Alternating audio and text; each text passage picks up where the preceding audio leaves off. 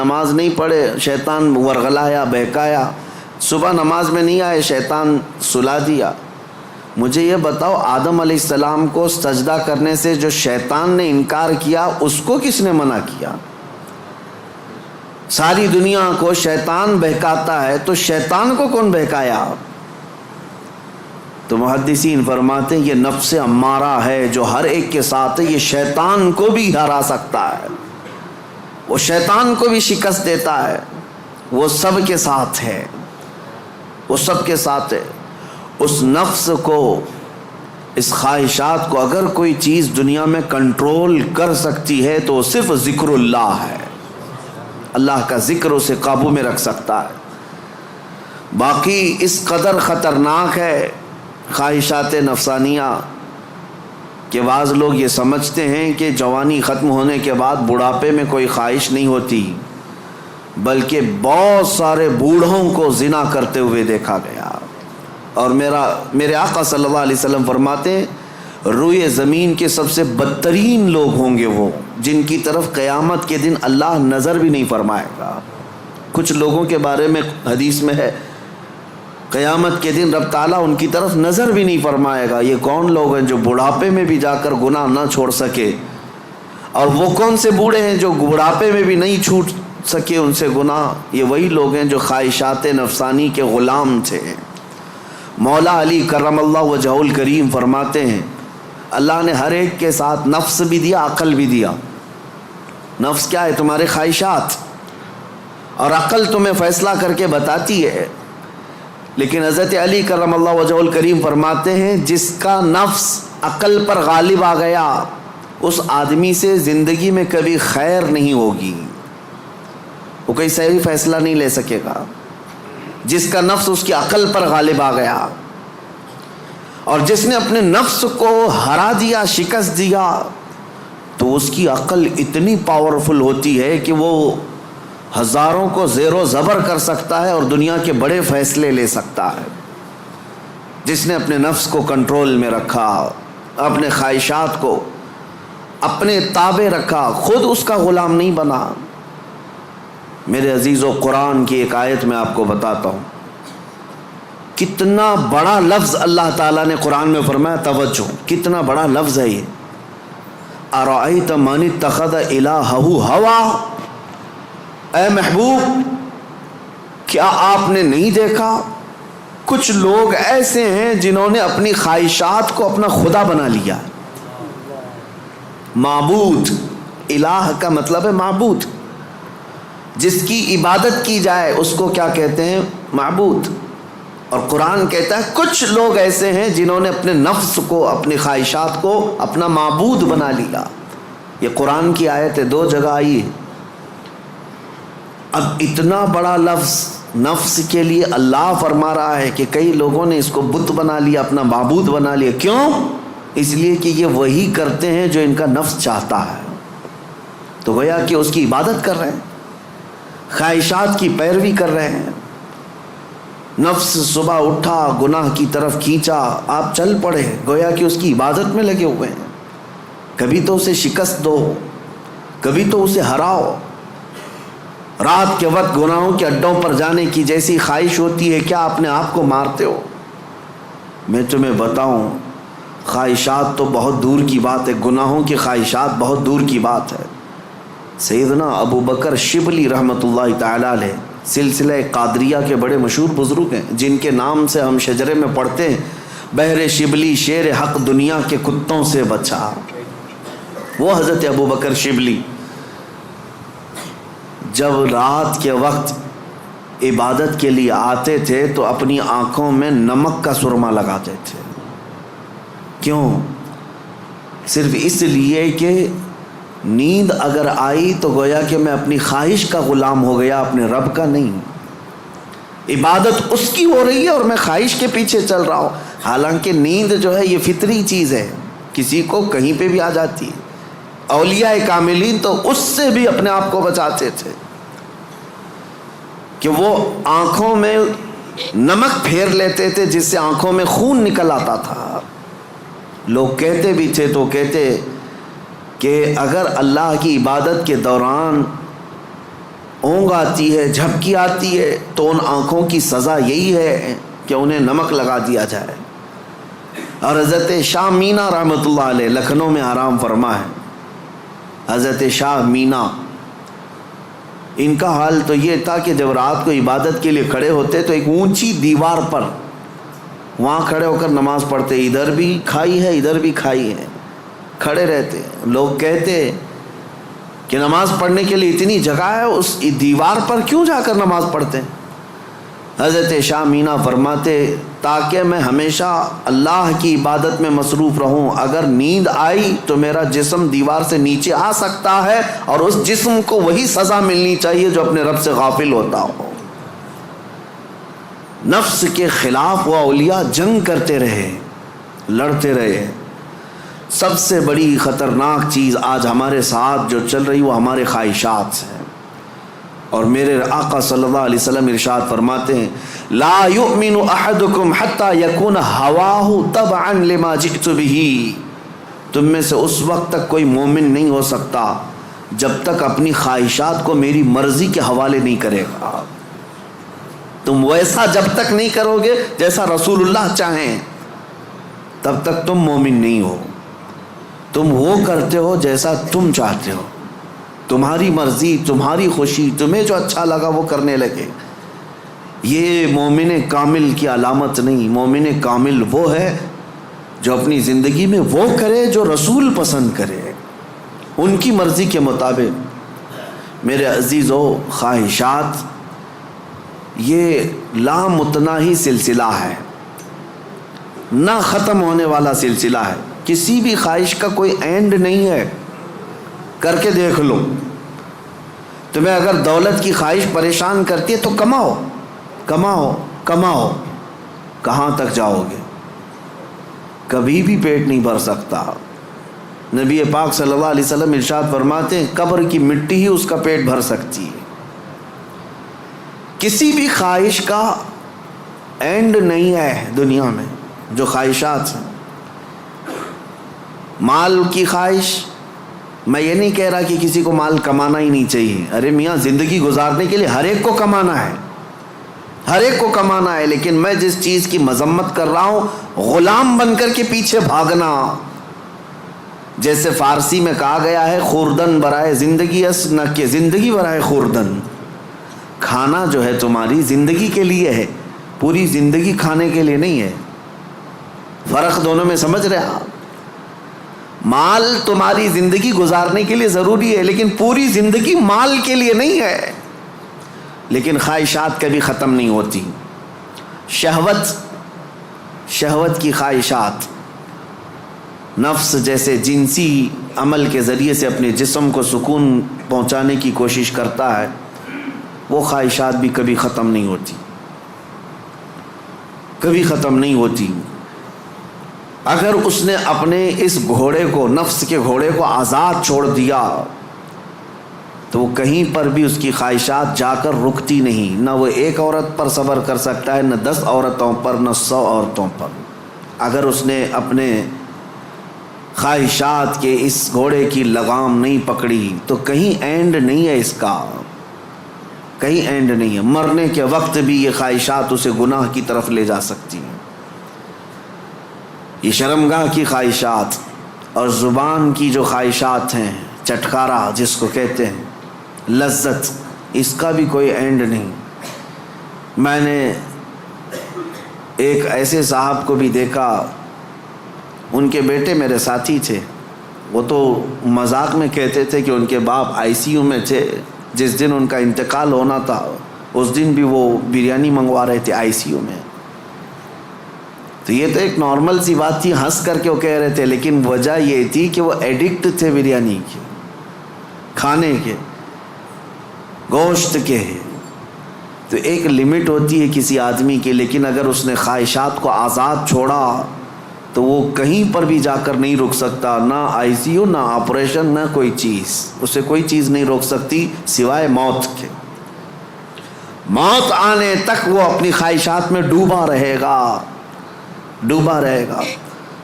خواہشات ایک سمندر ہے، وہ ختم نہیں ہوتا کبھی۔ اسی لیے میرے عزیزوں، جتنا کم ہو سکے سمیٹ لو اپنے آپ کو. دنیا تمہیں ہاتھ پاؤں مارنے سے کتنی مل سکتی ہے مجھے بتاؤ. تم زیادہ سے زیادہ کس قدر اپنے آپ کو دنیا میں خوش رکھ سکتے ہو ان خواہشات کو پورا کر کے؟ کبھی نہیں. گناہوں میں یہ تمہیں ایسا برباد کر کے رکھیں گی خواہشات کہ تمہارے جسم مفلوج ہو جائیں گے. ایک دن موت کا وقت آئے گا، سارے درد تمہارے نکل رہے ہوں گے. دنیا سے جا رہے ہوں گے لیکن ہزاروں داغ چھوڑ کر جا رہے ہوں گے زمین پر، اور اسی زمین میں دفن ہونا ہے. اس لیے اللہ نے قرآن میں فرمایا اپنے رسول سے، اے محبوب کیا آپ نے نہیں دیکھا کچھ لوگ وہ ہیں جو اپنے خواہشات کو اپنا معبود بنا لیا ہے، اپنا خدا بنا لیا ہے، اس کی پیروی کرتے ہیں. اب کرنا کیا چاہیے؟ ان خواہشات کا قتل جتنا ہو سکے اس کے خلاف جانا ہوگا. ظاہر سی بات ہے یہ رات کے وقت ذکر کی طبیعت کس کی چاہتی ہے؟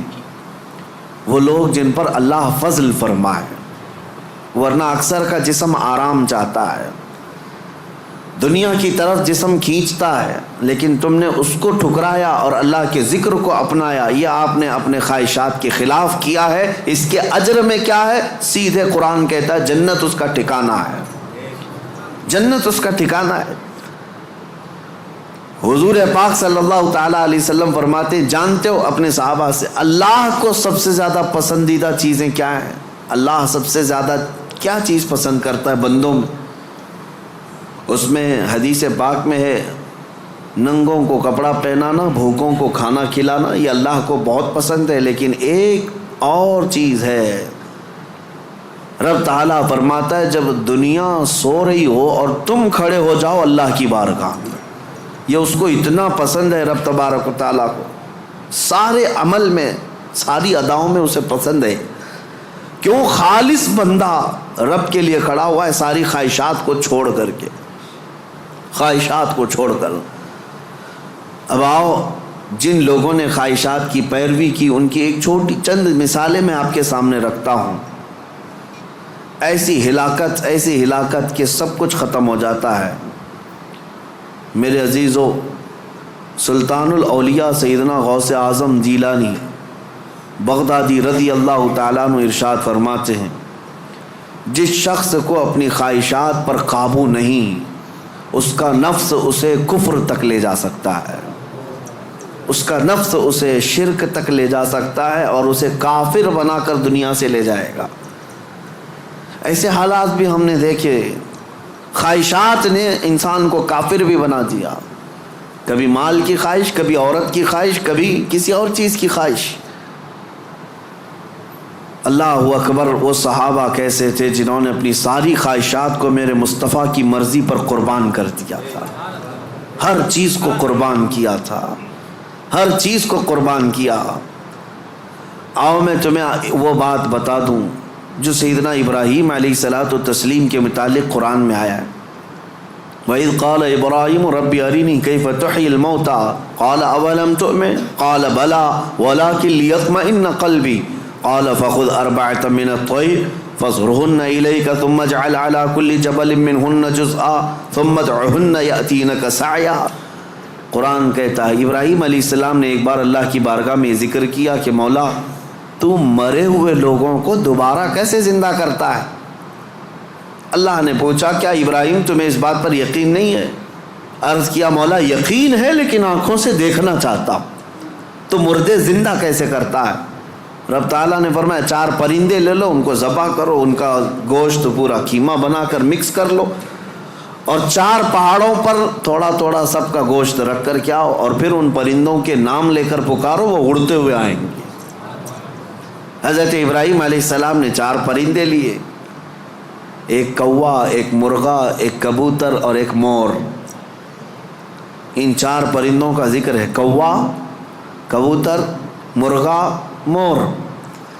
یہ 4 پرندے ذبح کیے، سب کا گوشت مکس کیا اور 4 پہاڑوں پر رکھ کر آئے اپنی جگہ پر. ان کی سب کی منڈیاں ان کے پاس تھیں، سر ان کے پاس تھے. پکارا ان پرندوں کا نام لے کر، ہوا میں وہ قیمہ اڑتا گیا، اپنے اپنے جسم سے ملتا گیا اور آ کر اپنے اپنے سر سے جڑ کر پورا پرندہ بنا. قرآن پاک میں یہ ہے واقعہ. سبع سنابل شریف میں میر عبد الواحد بلگرامی رحمۃ اللہ علیہ اس واقعے کو لکھ کر کے اب ارشاد فرماتے ہیں کیا کبھی تم نے یہ سوچا کہ ابراہیم علیہ السلام نے وہ 4 پرندے کیوں لیے؟ کون سے؟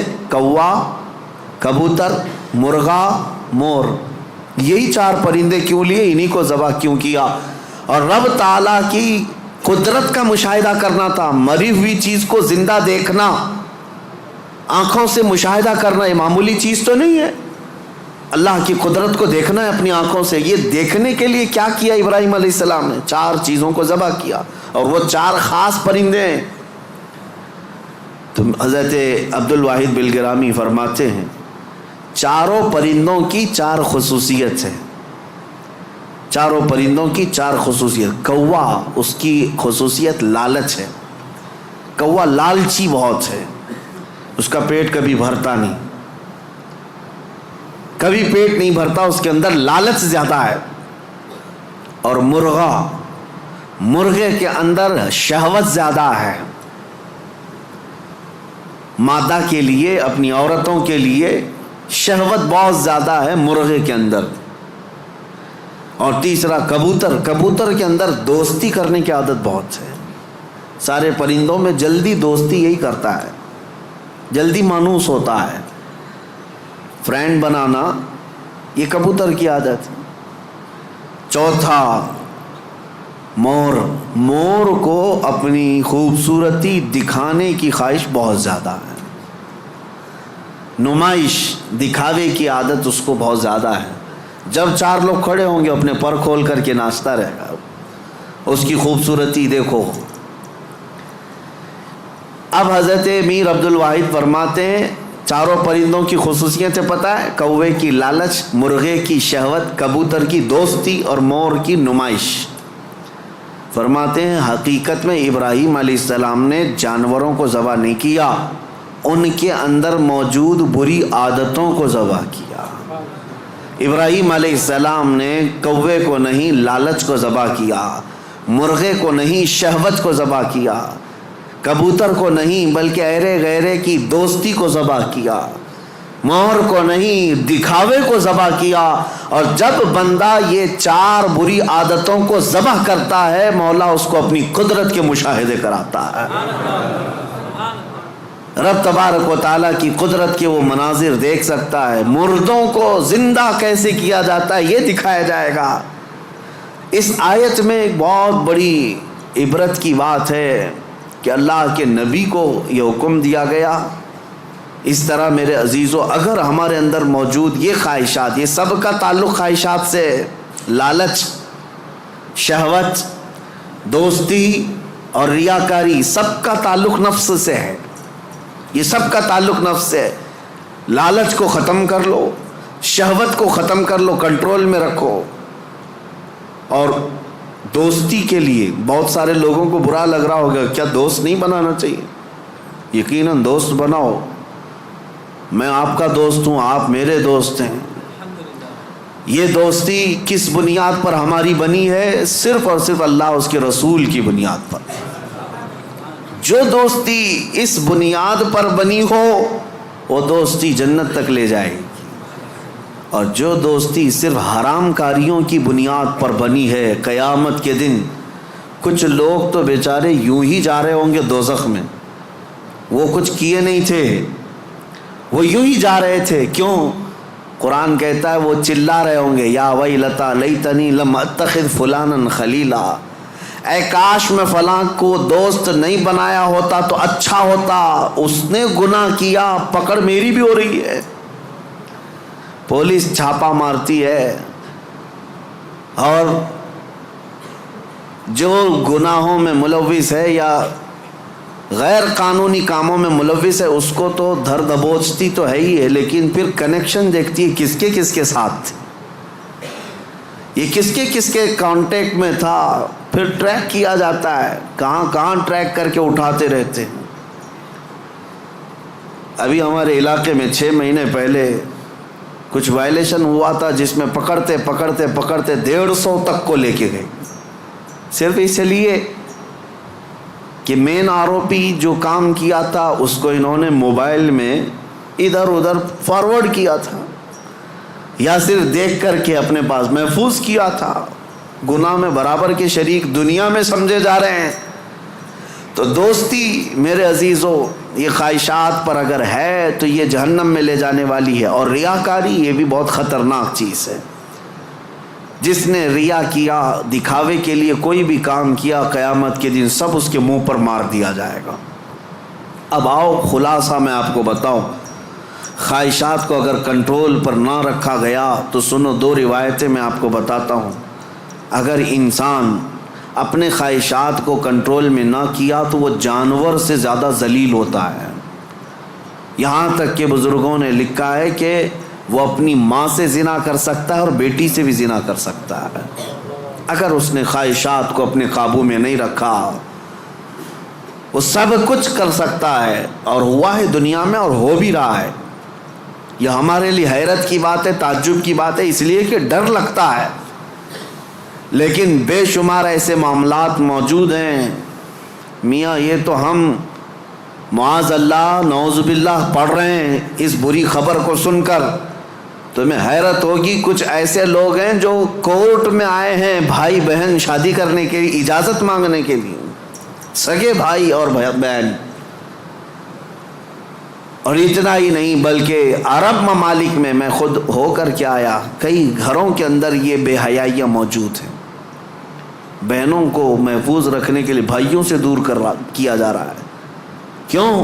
خواہشات پر کنٹرول نہیں، انہیں ڈر ہے اپنے سگے بھائی سے، اسی کے ماں سے پیدا ہوا بھائی، اس سے خاتون ڈرتی ہے۔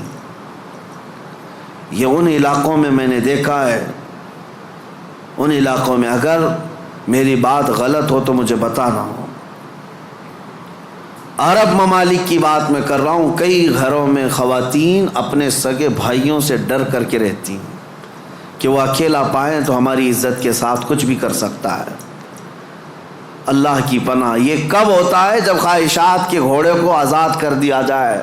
یہ کبھی قابو میں نہیں آئے گا، یہ کبھی قابو میں نہیں آئے گا۔ اس کو قابو میں کرنے کے لیے دنیا کی طاقتیں، کوئی انجیکشن اور ٹیبلٹ نہیں، اس کو صرف اور صرف اللہ کا ذکر کنٹرول میں لا سکتا ہے، قابو میں لا سکتا ہے۔ جب تم اللہ کے ذکر میں شامل ہو جاؤ یا خود سے کرو، نفس اپنے خواہشات سے باہر نکلتا ہے اور تمہارے دل کے اندر ایک قرار اور سکون آتا ہے۔ تم توبہ بار بار کرتے رہو گے اور اس سب سے نکلنے کی بار بار خواہش کرتے رہو گے، اور اس کو چھوڑ دو، دیکھو کتنے خواہشات جنم لیتے ہیں، کتنے خواہشات جنم لیتے ہیں۔ اسی لیے نبی پاک صلی اللہ تعالیٰ علیہ وسلم نے ارشاد فرمایا، خواہشات انسان کو کہاں لے جاتی ہیں۔